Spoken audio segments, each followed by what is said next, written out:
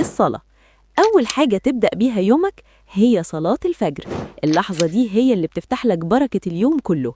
اللي بيبدأ يومه بالصلاة بيحس إن الوقت بيكتر والطاقة بتزيد، كأن ربنا فعلا بيمهد له الطريق.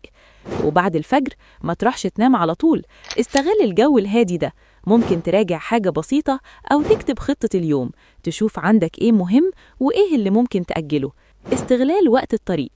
بعد ما تجهز وتخرج للمدرسة أو الجامعة، في ناس بتقضي الوقت ده على الموبايل من غير هدف، بس انت ممكن تستخدمه بذكاء. اسمع بودكاست مفيد أو كتاب صوتي، ولو بتحب القراءة نزل تطبيق فيه كتب خفيفة تقرأها وانت في الطريق. صدقني، دي الحاجات الصغيرة اللي بتخلي يومك مختلف وتخليك دايما متقدم خطوة عن غيرك. من الصبح لحد الظهر، وقت الجد، خلال فترة المدرسة أو المحاضرات، ركز على إنك تكون موجود فعلاً، مش جسمك بس. اسمع، شارك، اسأل.